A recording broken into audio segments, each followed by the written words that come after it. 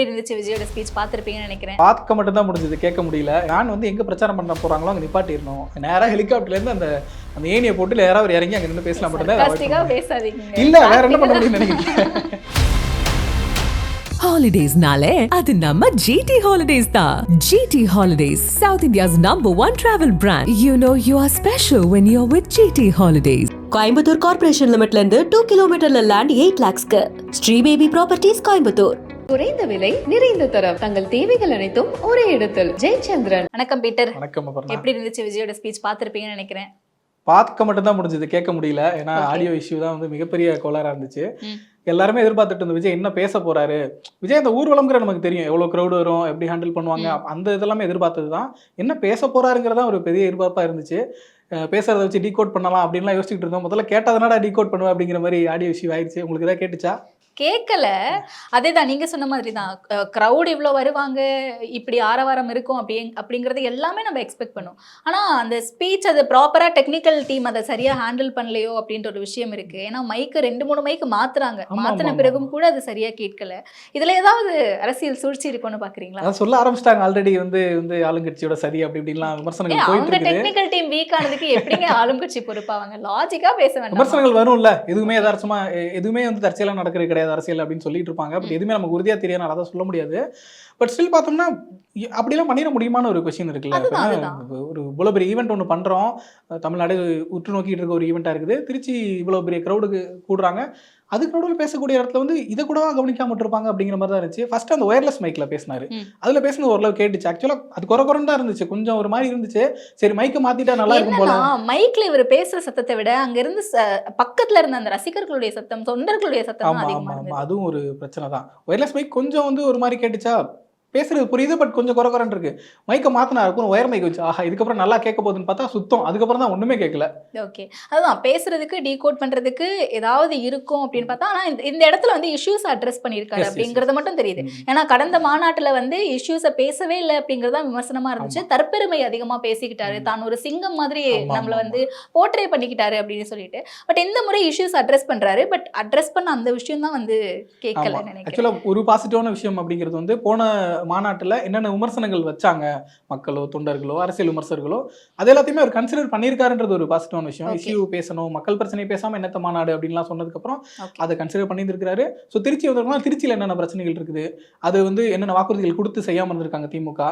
இப்போ வெறுமனே கேள்வி மட்டும் இல்லாமல் நான் வந்தால் என்னெல்லாம் பண்ணுவேன் அப்படிங்கிற மாதிரிலாம் பேசணும்னு நினைச்சிருக்காரு. அப்படிங்கிறது வந்து நிச்சயமாக பாசிட்டிவான விஷயம் தான். பட் அது நம்ம காதுக்கு முழுசா வந்து சேரலைங்கிறதா பிரச்சனை. அதுதான் அதில் எவ்வளோ பேசினாரு எவ்வளோ பேசலைங்கிறது நமக்கு தெரியாது. ஏன்னா ஆடியோ இஷ்யூனால நமக்கு அது ஃபுல்லாக தெரியல. இப்போ திருச்சியில் ஒரு 100 பிரச்சனை இருக்கு அப்படின்னா 100 பிரச்சனையும் விஜய் பேசினாராங்கிறது ஒரு கேள்வி. ஏன்னா அது நம்ம கேட்கல, கன்ஃபியூஷன்ல தான் உட்காந்துருக்கோம் இங்க. அண்ட் சிரிப்புக்கு அப்பாற்பட்டு இன்னொரு விஷயம், திருச்சியில் என்னென்ன விஷயம்லாம் இருக்கு. மலைக்கோட்டை சொல்றாரு, திருச்சி தான் திருப்பு முனையா பல தேர்தல்கள் அமைஞ்சிருக்கு அப்படின்னு சொல்றாரு. பட் தொடர்ந்து அண்ணாவையும் எம்ஜிஆரையும் கோட் பண்ணிட்டே இருக்காருல்ல. திருச்சியில இருந்து தான் வந்து அண்ணா முதல்ல போட்டிடணும்னு நினைச்சாரு அப்படின்னு சொன்னதா இருக்கட்டும், இல்லை எம்ஜிஆர் அவர்கள் இங்க இருந்து தான் வந்து முதல் மாநாட்டை தொடங்கினாருன்னு சொல்றதா இருக்கட்டும், அது எல்லாமே அந்த மக்கள் மத்தியில் எவ்வளோ டெப்தா போய் அமையும்னு நினைக்கிறீங்க? தொடர்ந்துங்கிறத விட இப்போ சமீபமா அந்த ஒரு ஸ்ட்ராட்டஜியை கையில் எடுத்திருக்காரு. மதுரை மாநாட்டில் வந்து எம்ஜிஆர் அண்ணா படங்கள் போட்டதா இருக்கட்டும், அந்த 67-77 எலெக்ஷன்ஸை கோட் பண்ணி சொல்றதா இருக்கட்டும், இது ஒரு அது பூத் கமிட்டி மாநாட்டில இருந்தே நடக்குதுன்னு நினைக்கிறேன். அண்ணாவே எம்ஜிஆர் அது ஒரு ஸ்ட்ராட்டஜியா வச்சிருந்திருக்காங்க. மேபி அது அந்த 2 வருஷத்தை கோட் பண்ணும்போது வெறுமனே நான் வந்து 2024 ஜெயிச்சிருவேன் அப்படின்னு சொல்றதுக்கும் இந்த 2 வருஷத்துல நடந்திருக்குல ஒரு மாற்றம், அந்த மாதிரி இந்த வருஷம் நடக்கும் அப்படின்னு சொல்றதுக்கும் ஒரு வேல்யூ இருக்குல்ல. அந்த ஆஸ்பெக்ட்ல பண்றாருன்னு நினைக்கிறேன். அதுபோக அண்ணா எம்ஜிஆரை கொண்டு வரதன் மூலமா வந்து ஏடிஎம்கே ரீப்ளேஸ் பண்ண ட்ரை பண்றாரு. டிஎம்கேக்கு எதிராக நான் தான் கரெக்டான மாற்று அப்படிங்கிற இடத்துக்கு வர ட்ரை பண்றாரு. ஒன்னும் ஆளுங்கட்சியா ஜெயிச்சு போகலாம், அப்படி இல்லைனா எதிர்கட்சியா போறதுக்கு நாங்க தான் இருக்கோம், ஏடிஎம்கே வீக்கா இருக்கு அப்படிங்கறத வந்து ப்ரொஜெக்ட் பண்றதுக்கான ஒரு டெக்னிக்கை கூட யூஸ் பண்றாருன்னு நினைக்கிறேன். எவ்வளவு தூரம் ஒர்க் அவுட் ஆகுன்றதை பத்தி தெரியல. ஓகே, அந்த அண்ணாவுடைய அரசியலும் எம்ஜிஆருடைய அரசியலும் 67-77 மாதிரி 2026 இருக்கும்னு நினைக்கிறீங்களா நீங்க? அவ்வளோ டிராஸ்டிக் சேஞ்ச். அதுல எனக்கு நம்பிக்கை இல்ல.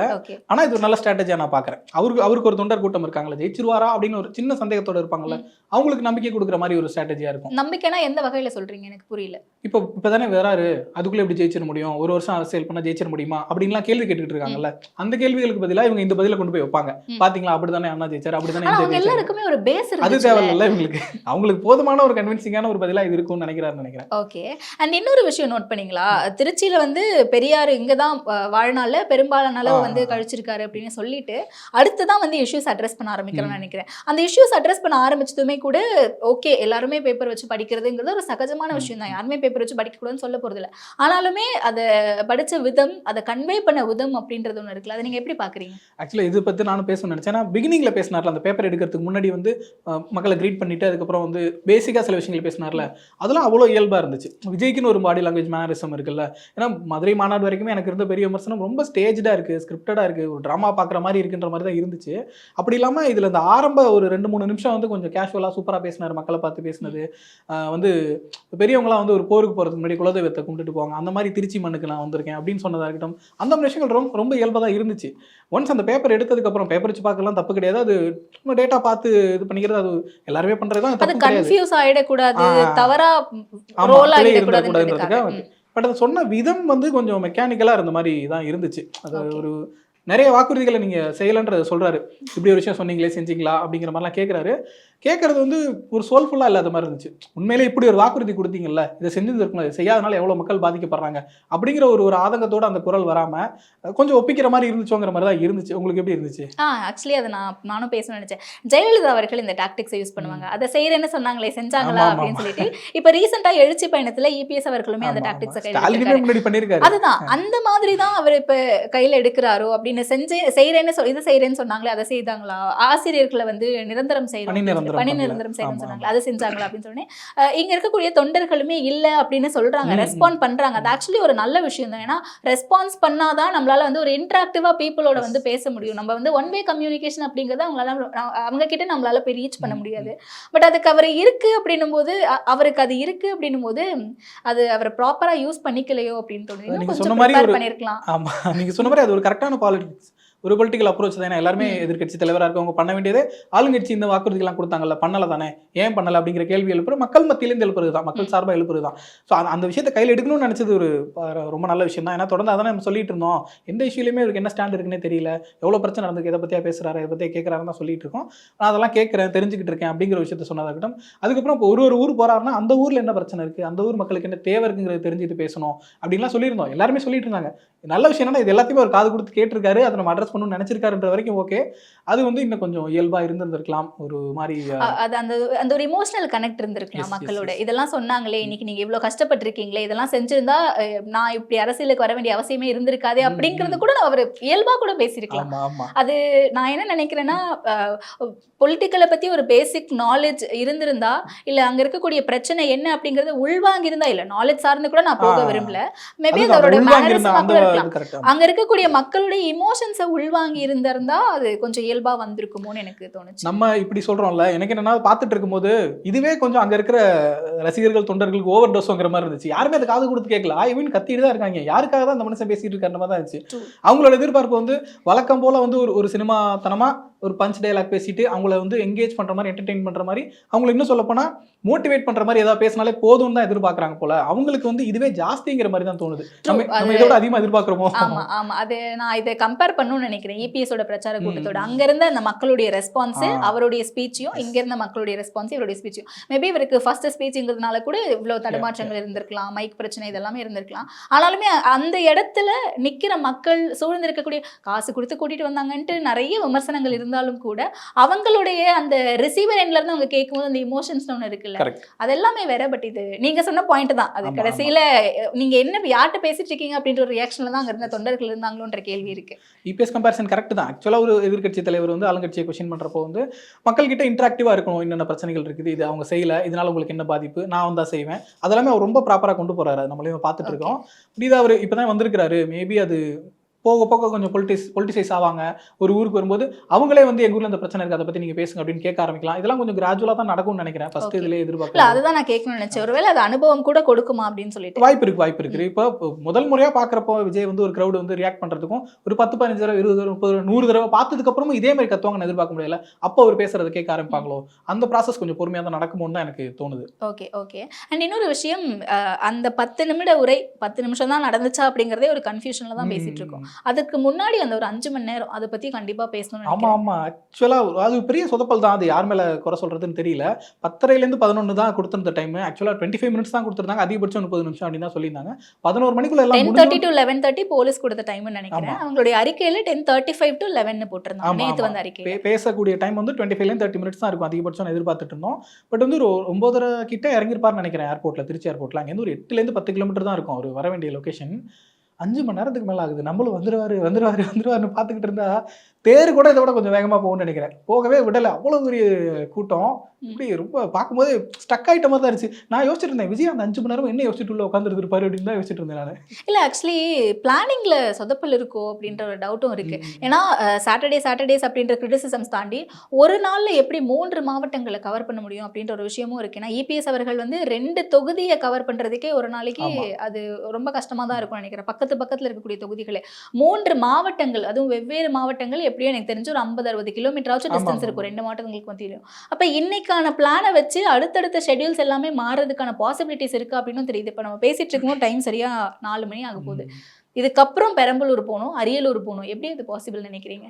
அதுதான் அது அவங்க எதிர்பார்த்திருந்திருக்க மாட்டாங்கன்றது ஒன்று. ஃபர்ஸ்ட் ஆஃப் ஆல் இந்த பிளானே தப்பு. நீங்க ஒரு Okay. நாள்ல 3 மாவட்டம்லாம் வந்து பிளானே பண்ணக்கூடாது. ம். நீங்க சொன்ன மாதிரி ஒரு தொகுதி ஒரு நாளைக்கு 3 தொகுதி அதிகபட்சம் போகலாம். 2 தொகுதியிலேருந்து 3 தொகுதி வரைக்கும் போகலாம். ஒரு மாவட்டத்திலே வந்து 7-8 தொகுதிகள் வரைக்கும் இருக்கு. அப்போ நீங்க ஒரு மாவட்டத்துக்கே 2-3 நாள் ஸ்பெண்ட் பண்ணணும். அப்படி இருக்கும்போது நீங்க வந்து ஒரே நாள்ல 3 மாவட்டம்ன்றது வந்து இமேஜினே பண்ண முடியாத விஷயம். மேபி விஜய் அவர்கள் இப்பதான் வராருங்கிறனால இதுவே போதும்னு கூட அவங்க நினைச்சிருந்திருக்கலாம். மற்ற பொலிட்டிஷியன்ஸ் அளவுக்கு நம்ம இவ்வளவு தூரம் அவர் வெளியே வரமாட்டாருன்னு தானே சொல்றீங்க. அதுக்கு நான் குறைஞ்சபட்சம் ஒன்று பண்றேன், மினிமமா ஒன்று பண்றேன். ஒர்க் ஃப்ரம் ஹோம் பாலிடிக்ஸ்லேருந்து இப்போ வீக்கெண்ட் பாலிடிக்ஸ் வந்திருக்கு. வீக்கெண்ட் பாலிடிக்ஸ்லேருந்து இன்னும் கொஞ்சம் பார்ஷியல் பாலிடிக்ஸ் அப்படி ஏதாவது கொஞ்சம் கொஞ்சமா போலான்ற மாதிரி எதிர்பார்த்துருக்காரு என்னன்னு தெரியல. அந்த வகையில் அந்த பிளான் எனக்கு பெருசா உடன்பாடு இல்லை. பட் அது எக்ஸிகியூஷன்ல பார்த்தோம்னா அவங்களே எதிர்பார்க்காத அளவுல தான் டிலே ஆயிருக்குன்னு நினைக்கிறேன். 5 மணி நேரம்லாம் ரொம்ப ஜாஸ்தி. இப்போ 11 மணிக்கு முடிஞ்சிருந்திருக்க வேண்டியது வந்து இப்போ 4 மணிக்கு தான் முடிஞ்சிருக்கு. இதுக்கப்புறம் அடுத்த டிஸ்ட்ரிக்ட் போவாரா இல்லையானே தெரியல. நீங்க அங்க போறதுக்குள்ளே நைட் ஆயிடுச்சுன்னா என்ன பண்ண முடியும்? கிளம்பி சென்னைக்கு தான் வரணும். ஓகே. திரும்ப அடுத்த சாட்டர்டே தான் பிளான் பண்ண முடியும். இதுக்கே பெர்மிஷன் அப்படின்னு பார்க்கும்போது நிறைய இடத்துல சிக்கல் வந்துச்சுட்டு ஆமா. எல்லாருமே ட்வீட்டா போட்டு தள்ளிட்டு இருந்தாங்க. இப்போ இதன் பிறகு திரும்பவும் அந்த மாவட்டத்துல நாங்க பேச போறோம் அப்படிங்கிறதுக்கு பெர்மிஷன் கொடுப்பாங்களா? அதுதான் பெரிய டவுட் தான். ஏன்னா இப்போ ஆக்சுவலி ஏன்னா பார்த்தா பெரம்பலூருக்கு இன்னைக்குன்னு ஷெட்யூல் வாங்கியாச்சு. திருச்சி, பெரம்பலூர், அரியலூர். திருச்சி மட்டும் முடிச்சுட்டாங்க. பெரம்பலூர் கூட முடிச்சுட்டு கிளம்புறாங்கன்னு வச்சுப்போமே. அரியலூருக்கு போக முடியாது. எப்ப அவ்வளவுதான். போவாரு? இன்னும் எனக்கு பெரம்பலூரே எப்போ போய் சேருவாருன்னு தெரியல. அந்த வண்டி அங்கே நிக்குது இல்ல. எனக்கு என்னமோ அது திருச்சிலேருந்து பெரம்பலூர் போற வரைக்குமே அப்படியே தான் போகுமோன்னு தோணுது. இந்த 8 கிலோமீட்டருக்கே விடாதவங்க அதுக்கப்புறம் பண்ணி விட்டுருவாங்க அப்படின்ற மாதிரி இருக்கு. சிட்டியை தாண்டி அதுக்கப்புறம் ஹைவே போயிட்டா மேபி கொஞ்சம் அடிச்சு பிடிச்சி போய் சேர்ந்துடலாம்னு நினைக்கிறேன். அப்படியே நைட் ஆயிடும். அதுக்கப்புறம் போயிட்டு அங்கே முடிச்சு ரொம்ப கஷ்டம் தான். இப்போ என்ன அடுத்தடுத்து என்ன பண்ண போறாங்கிறது நமக்கு தெரியல. இது வந்து ஒரு ஒரு சரியா பிளான் பண்ணாதனால இப்படி நடந்துருச்சு. அடுத்த தடவை சரி பண்ணிட முடியக்கூடிய பிரச்சனை அப்படின்னா நம்ம அதை புரிஞ்சுக்கலாம். நீ எந்த ஊர் போனாலும் இப்படி தானே இருக்கும். எல்லா இடத்துலயுமே இதே மாதிரி தான் இருக்கும். இப்போ இங்கே வந்த க்ரௌடு வந்து நாளைக்கு வந்து புதுக்கோட்டையில தஞ்சாவூர்ல வரப்போறது இல்லை. அந்த ஊர் மக்கள் அங்கே இதே மாதிரி ஒரு ஆயிரக்கணக்கான மக்கள் வருவாங்க. புதுசாக தான் பார்க்க வருவாங்க. அவங்களை எப்படி ஹேண்டில் பண்ண முடியும்? எல்லா ஊர்லயும் இதே பிரச்சனை தான் இருக்கும்னா எப்படி ஹேண்டில் பண்ணுறது என்ன எதுன்னு தெரியல. ஓகே. அண்ட் ரீஷெட்யூல் நடக்கிறதுக்கான பாசிபிலிட்டிஸும் இருக்குன்னு நான் நினைக்கிறேன். பர்சனல் ஒப்பீனியன் தான். நீங்க எப்படி பாக்குறீங்க? வாய்ப்பு இருக்குது. இந்த சென்ஸ் வந்து வேறு வழியே இல்லை. வேற என்ன பண்ண முடியும் அப்படிங்கிற ஒரு கொஸ்டின் இருக்குது. பட் ரீஷெட்யூல் பண்ணிட்டா உங்களுக்கு எல்லாமே கொலாப்ஸ் ஆகிடும். நமக்கு வந்து டிசம்பர் 20க்குள்ளே இவ்வளோத்தையும் முடிக்கணும்னு ஒரு பிளான் பண்ணியிருந்தோம். ஒன்று சனிக்கிழமை மட்டும் போகிறத ரீஷெட்யூலுங்கிறது வாரத்துக்கு ஒரு 3 நாள் போட்டால் கூட டிசம்பருக்குள்ளே முடிச்சிடலாமீங்க. விஜய் என்ன பிளானில் சனிக்கிழமை சூஸ் பண்ணியிருந்தாரு தெரியல நமக்கு. அதை யோசிக்க வேண்டியதாக இருக்குது. பட் நீங்கள் சொன்ன மாதிரி மேபி அந்த வாரத்தில் ஒரு நாள் தான் அப்படின்லாம் நான் பார்க்கல. டெய்லியுமே போகிறேன் அல்லது 2 நாளுக்கு ஒருக்க போகிறேன் அப்படிங்கிற மாதிரி இறங்கி பண்ணுறதுக்கு ரெடியாக இருந்தாருன்னா அது கொஞ்சம் வாய்ப்பு இருக்குது. அப்படி பண்ணும்போது இந்த விஷயத்தை கொஞ்சம் ஹேண்டில் பண்ண முடியும்னு நினைக்கிறேன். ஏன்னா இப்போ வாரத்துக்கு ஒரு நாளுங்கிறத விட 2 நாளைக்கு ஒரு நாள்ன்றப்ப விஜய் இன்னும் கொஞ்சம் ஈஸியாக பார்க்கலாம், ரீச்சபிளாக இருக்காருன்றப்போ இந்த க்ரௌடும் கொஞ்சம் கண்ட்ரோல் ஆவாங்கன்னு நினைக்கிறேன். இல்லைனா வந்து எப்படியா பார்த்துடணும் அப்படிங்கிற க்ரௌடு தானே பார்த்தோம். நம்ம நிறைய வீடியோஸ்லாம் பார்த்தோம். ஒரு பொண்ணெல்லாம் அழுகுது, தளபதியை பார்த்துட்டேன் அப்படின்னு சொல்லிட்டு. ஸோ அந்த மாதிரியான க்ரௌடை கொஞ்சமாக தான் நம்ம இது பண்ண முடியும்னு நினைக்கிறேன். ஓகே. அண்ட் இன்னொரு விஷயம், இன்னைக்கு நடந்த சினாரியோ வந்து பார்த்துட்டோம். விஜயோடைய ஸ்பீச் சரியாக கேட்கலனாலும் ஓரளவுக்கு புரிஞ்சுக்க முடியுது இதுதான் பேசியிருக்காரு அப்படின்னு சொல்லிட்டு. ஆனால் இதை தாண்டி இது என்ன மாதிரியான இம்பாக்ட் கிரியேட் பண்ணும் அப்படின்னு சொல்லிட்டு ஒவ்வொரு கட்சியினுடைய பெர்ஸ்பெக்டிவ்லேருந்து கண்டிப்பாக நம்ம பார்த்து தான் ஆகணும். ஆல்ரெடி நாம் தமிழர் கட்சி எல்லா கட்சியுமே பாரபட்சம் இல்லாமல் தொடர்ந்து தாக்கிட்டே தான் இருக்காங்க. வீக்கெண்ட் பாலிடிக்ஸ் அப்படி இப்படின்னு சொல்லிட்டு நீங்கள் சொன்ன மாதிரி. அப்போ நாம் தமிழர் கட்சி அட்டாக் பண்ண தொடங்கிட்டாங்க. ஏடிஎம்கே லிஸ்ட்லேயே இல்லை, விஜய் லிஸ்ட்டில் கிடையாது. டிஎம்கேவை பொறுத்த வரைக்கும் தொடர்ந்து அழுத்தம் கொடுத்துட்டே இருக்காங்க அப்படின்னு சொல்லிக்கிட்டே இருக்காங்க தாவேகா தரப்புல இருந்து. அண்ட் இன்னைக்கு காலையில விஜய் அவர்கள் அந்த ஏர்போர்ட்ல இருந்து அந்த வந்துகிட்டு இருக்கக்கூடிய அந்த 5 மணி நேரம் கேப்ல ஒரு 12 மணி நினைக்கிறேன், சரியா எனக்கு நேரம் தெரியல, அப்ப முதலமைச்சர் அவர்கள் ஒரு ட்வீட் ஒன்று போடுறாரு. எப்படி பாக்குறீங்க அந்த ட்வீட்? முப்பெரும் விழா பத்தின ட்வீட், அந்த விழா பத்தின அறிவிப்புகள் அதெல்லாமே ஓகே, என்னென்ன பண்ண போறோம் அதெல்லாம். பட் இந்த மற்ற கட்சிகள் மாதிரி கூட்டம் கூட்டி மக்களை டிஸ்டர்ப் பண்ணி பொதுமக்களுக்கு இடையூறு விளைவிக்கிற அந்த பாலிடிக்ஸ் நாங்கள் பண்ண மாட்டோம், கொள்கை கூட்டம் அப்படிங்கிற மாதிரி ஒன்று பண்ணியிருந்தாரு. என்ன கேட்டால் முதலமைச்சர் இதுக்கெல்லாம் ரியாக்ட் பண்ணியிருக்க தேவையில்ல. விஜய் அவர்கள் வந்து பெரும்பாலும் கட்சி தலைமையை வந்து எப்பவுமே ரியாக்ட் பண்ணாமல் தான் இருக்கும். சீமானுக்குலாம் என்னைக்காச்சும் ஒரு நாள் சீமானை பற்றி சிஎம் பேசியிருப்பாரா? பேசியே இருக்க மாட்டார். இன்றைக்கி ஒரு அங்கீகரிக்கப்பட்ட கட்சி, தொடர்ந்து திமுக தாக்கிட்டு இருக்காங்க, அதை பற்றி ஒரு நாள் பேசினது இல்லைங்கிறப்போ அப்போ ரியாக்ட் பண்ண ஆரம்பிச்சிட்டாரு அப்படின்னா கொஞ்சம் அவங்க வந்து பயந்துருக்காங்களோ அப்படிங்கிற மாதிரி தான் தோணுது. ஏன்னா திருச்சி பொறுத்த வரைக்கும் திமுகவோட கோட்டை அப்படிங்கிறதா தொடர்ந்து சொல்லப்படக்கூடியதாக இருக்கும். 2 அமைச்சர்கள் இருக்காங்க அங்கவே, தொடர்ந்து ரிப்பீட்டடாக அவங்க தொகுதியில் ஜெயிச்சிட்டு இருக்கக்கூடிய ஒரு தொகுதியாக ஒரு பகுதியாக திருச்சி இருக்குது. அப்படியான ஒரு திருச்சியில் இவ்வளோ பெரிய க்ரௌட் வந்திருக்கு அப்படிங்கிறப்போ வந்து ஒரு சின்ன ரியாக்ஷன் வந்திருக்கதான் தான் பார்க்குறேன். என்ன கேட்டால் ரியாக்ட் பண்ணாமல் இருந்திருக்கலாம், பட் ஸ்டில் ஒரு சின்ன தயக்கம் வந்துருக்குது. ஏன்னா மதுரை மாநாடுன்றப்போ 2 வருஷத்துக்கு அப்புறம் 1 வருஷத்துக்கு அப்புறம் வராரு, ஒரு பெரிய க்ரௌட், இதெல்லாம் ஓகே. இப்படி ஊராக போகிறப்போ ஒரு ஊரில் என்ன ஸ்ட்ரென்த் இருக்குன்னு பார்க்குறாங்கல்ல. இப்போ மதுரைக்கு வந்து தமிழ்நாடு முழுக்கையிலேருந்து வந்திருப்பாங்க, இங்கே வர க்ரௌடு ஃபுல்லாக திருச்சி அந்த சரௌண்டிங் டிஸ்ட்ரிக்ட்லேருந்து வந்திருக்கவங்க தானே. அப்போ இந்த நம்ம பகுதியிலேருந்து எவ்வளோ பேர் போகிறாங்களா, இவ்வளோ க்ரௌட் இருக்கா அப்படிங்கிற ஒரு சின்னத்தை ஒரு அங்கே இருக்கக்கூடிய மாசேக்கள் அமைச்சர்களுக்கு தான் இன்னும் பயங்கர நெருக்கடியாக இருந்திருக்கும். ஓகே, அந்த அடிப்படையிலேருந்து தான் இந்த இந்த நெருக்கடிகள்லாம் வந்து ஆளுங்கட்சி தரப்பு கொடுக்கப்படுறதா இவங்க வந்து கம்ப்ளைண்ட்ஸ் வைக்கிறாங்க. ஆம்புலன்ஸ் சவுண்ட் கேட்டுச்சா? கரெக்டா விஜய் மேல வந்து பேச ஆரம்பிச்சு ஒரு 5வது 10வது நிமிஷத்துலயே ஆம்புலன்ஸ் சவுண்ட் கேட்டுச்சு. அது வரைக்கும் ஆம்புலன்ஸ் இல்ல, அப்பதான் பயங்கர சவுண்டா கேட்டுச்சு. அதுக்கப்புறம் ஆஃப் ஆயிடுச்சு. அது என்னன்னு தெரியல. அதுக்கு இனிமே ஆடியோ பிரச்சனை, அதனால கேட்கல, ஆஃப்ல ஆகல. அது இனிமே தான் டிகோட் பண்ணுவாங்க. உண்மையிலேயே அந்த மாதிரி அழுத்தங்கள் இருக்குதா, நெருக்கடிகள் இருக்குதாங்கிற பத்தி தெரியல. பட் டிவி தரப்பு தொடர்ந்து அந்த குற்றச்சாட்டுகள் வச்சுட்டு தான் இருக்காங்க. அதையும் நம்ம பொருட்படுத்த வேண்டியதா இருக்கு. இல்ல அப்ப இன்னும் என்னென்ன விஷயங்கள் எல்லாம் பண்ணா இது சரியா ப்ராப்பரா இருக்கும்னு நீங்க நினைக்கிறீங்க? நிறைய விஷயங்கள் பண்ணணும், அதெல்லாமே இருக்கு. பட் பேசிக்கா அட்லீஸ்ட் மினிமமா இதையாச்சும் பண்ணுங்க அப்படின்ற ஒரு விஷயம்லாம் இருக்கும்ல. அப்படி பெருசா யோசிக்க முடியல. என்ன பண்ணாலுமே இது இந்த க்ரௌடை கண்ட்ரோல் பண்ணிட முடியும் அப்படிங்கிற மாதிரி தோணல. பட் எனக்கு ஒரு விஷயம் தோணுது, அது பாசிபிளா என்னன்னு தெரியல. விஜய் ஏர்போர்ட்ல வந்து இறங்குறாள் திருச்சியில, அங்கிருந்தே திருச்சி ஏர்போர்ட்ல இருந்தே வந்து விஜய் இந்த வேன்ல வந்து அது கொஞ்சம் பிரச்சனைக்கு ஒரு விஷயமா தோணுது. ஏதோ ஒரு கார்ல ஏறி இருக்காரு அப்படின்னா அங்கிருந்து கார்ல கிளம்புறவங்களுக்கு மட்டும் தான் தெரியும் விஜய் இந்த கார்ல வராருட்டு. ஒரு 1 கிலோமீட்டர் தாண்டிட்டாருன்னா அந்த கார்ல தான் வரன்றது எல்லாருக்கும் தெரிஞ்சிட போறது, எல்லாரும் ஃபாலோ பண்ணி வந்துட போறது இல்லை. பட் அந்த வேன்ல வந்ததுனால அங்கிருந்தே அந்த க்ரௌடு ஃபுல்லா குமிச்சிட்டாங்க. அவங்க தான் அந்த வேனை தள்ளிட்டே வந்தாங்க இந்த இடத்துக்குன்ற மாதிரி. அந்த வேன் டிரைவர் ஓட்டிருக்க மாட்டாங்க, சாவியில் ஆஃப் பண்ணிட்டு சும்மா தான் உட்காந்துருப்பாரு. அதனால நீங்க பாருங்க, எங்கேருந்து பார்த்தாலும் அந்த வேன் தெரியும், அந்த வேன்லாம் விஜய் இருக்கான்னு தெரியும். அது ஒரு பிரச்சனைக்கு ஒரு விஷயமா இருக்கிற மாதிரி தெரிஞ்சு. மேபி அங்கிருந்து ஒரு கார்ல வந்து அந்த வேன் இங்கே பிரச்சார கூட்டத்துக்கு ஒரு 1 கிலோமீட்டர் பக்கத்துல இங்கே நிப்பாட்டி அங்கேருந்து மட்டும் போயிருந்துருக்கலாமோ அப்படிங்கிற மாதிரி தோணுச்சு. ஓகே, ஆனா அப்படி ஏன்னா திருச்சி ஏர்போர்ட்டு கிட்ட இருந்து நிக்கிறாங்க மரக்கடை வரைக்கும் ஒரு 8-9 கிலோமீட்டர் அப்படின்னா எல்லா இடத்துலயுமே அவங்க இருந்துட்டு தானே இருப்பாங்க. அவர் வரக்கூடிய அந்த கார்ல இருந்து இந்த வேனுக்கு ஷிஃப்ட் ஆகுறதுங்கிறதே ஒரு பெரிய விஷயமா இருக்கும். இது ஒரு ப்ராக்டிக்கல் டிஃபிகல்ட்டி தான். ஆக்சுவலா ஏர்போர்ட்டு கிட்ட இருந்த க்ரௌடு சின்ன க்ரௌடு தான். நீங்க அந்த வேன் வர பாத்தீங்கன்னா வேன் வரும்போதெல்லாம் ஓட்டிட்டு தான் வந்தாங்க.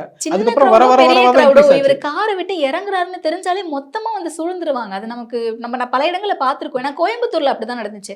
Unplanned road show. அது அவர் பிளானே பண்ணல, பூத் கமிட்டிக்காக வராரு, ரோடு ஃபுல்லா. அதை பார்த்து தான் எனக்கு தெரிஞ்சு இவ்வளவு நிபந்தனைகள் இங்க திருச்சியில போட்டாங்கன்னு நினைக்கிறேன். ஓகே, அப்பனா வந்து வேன் வந்து எங்க பிரச்சாரம் பண்ண போறாங்களோ அங்க நிப்பாட்டிடணும். நேரா ஹெலிகாப்டர்ல இருந்து அந்த ஏணியை போட்டு நேரா அவர் இறங்கி அங்க நின்று பேசலாம் மட்டும்தான். பேசாதீங்க, இல்ல வேற என்ன பண்ண முடியும்னு நினைக்கிறேன். வெயிட் பண்ணி தான் பார்க்கணும் அடுத்தடுத்து என்ன பண்ண போறாங்கன்னு சொல்லிட்டு. ஏன்னா இன்னைக்குமே வந்து 3 மாவட்டங்கள் பாசிபிளா அப்படின்ற ஒரு கொஸ்டின் மார்க்ல தான் நம்ம 4 மணிக்கு சாயந்தரம் பேசிட்டு இருக்கோம். இதுக்கப்புறம் பெரம்பலூர் போறாராங்கிறத பார்த்துட்டு அடுத்த வீடியோ போடுவோம், இல்லாட்டி அடுத்த சனிக்கிழமை வந்து பேசுவோம். நன்றி பீட்டர். ஹாலிடேஸ்னாலே அது நம்ம GT ஹாலிடேஸ் தான். GT holidays, South India's #1 travel brand. You know you are special when you're with GT Holidays. Coimbatore corporation லிமிட்ல இருந்து 2 கிலோமீட்டர்ல லேண்ட் 8 lakhsக்கு ஸ்ரீ பேபி ப்ராப்பர்ட்டிஸ் கோயம்புத்தூர். குறைந்த விலை, நிறைந்த தரம், தங்கள் தேவைகள் அனைத்தும் ஒரே இடத்தில். ஜெயச்சந்திரன்.